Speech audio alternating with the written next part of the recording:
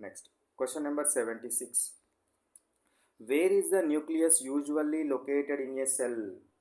Where is the nucleus so located in a cell? అంటే కణంలో కేంద్రకం సాధారణంగా ఏడ ఉంటుంది? ఎక్కడ ఉంటుంది?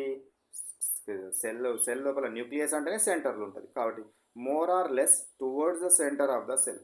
అంటే దరిదాపుగా కణము మధ్యలో సెల్ ఉంటుంది. కణం మధ్యలో సెల్ ఉండడము జరుగుతుంది. కణం మధ్య లోపల సెల్ ఉంటుంది అనే విషయాన్ని మనము గుర్తుంచుకోవాలి. కణం మధ్య భాగంలో ఉంటుంది. సో అయితే కణం అనేది ఏముంటుంది, పెద్దగా ఉండడం వల్ల ప్లాంట్ సెల్లో కొద్దిగా ప్రక్కకు జరిగి ఉంటుంది, కానీ మధ్యలో అనే పదాన్ని మనం ఉపయోగించుకోవచ్చు. Next 77. What are chromosomes? Chromosomes అంటే ఏమిటి? క్రోమోజోమ్లు అంటే ఏమిటి? Structures in nucleus that carry genetic information.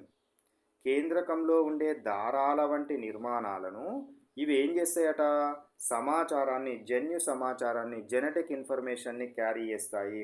Genetic ఇన్ఫర్మేషన్ని మోసుకెళ్తాయి ఒక ప్లేస్ నుంచి ఇంకొక ప్లేస్కి, ఒక జీవి నుంచి అంటే తండ్రి నుంచి తల్లికి, ఆ విధంగా తల్లికి, తండ్రి నుంచి పిల్లలకు, తల్లి నుంచి పిల్లలకు మోసుకొని పోతాయి. అట్లాంటి వాటిని ఏమంటారు? క్రోమోజోమ్స్ అని అనడం జరుగుతుంది.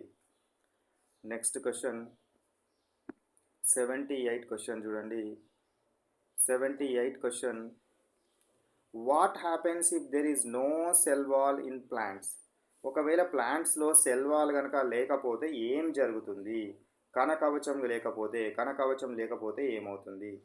Plant would be unable to stand erect. Swollen cells might bust.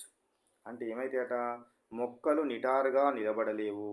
అదేవిధంగా ఎక్కువ నీరు చేరి కణాలలోనికి ఎక్కువ నీరు చేరినప్పుడు ఉబ్బి అవి పేలిపోయే ప్రమాదం ఉంటుంది. కాబట్టే మనకు సెల్ వాల్ వీటిని కాపాడడం జరుగుతుంది. బయటకి దీన్ని వెళ్ళనియదు కాబట్టి ఆ వాల్ గట్టిగా ఉంచుతుంది. కాబట్టి ఇది స్టాండ్ అయ్యే విధంగా, అదేవిధంగా వాటర్ని అబ్జర్వ్ చేసినప్పుడు ఉబ్బుతుంది కదా, ఉబ్బినప్పుడు పగిలిపోకుండా కాపాడడం జరుగుతుంది.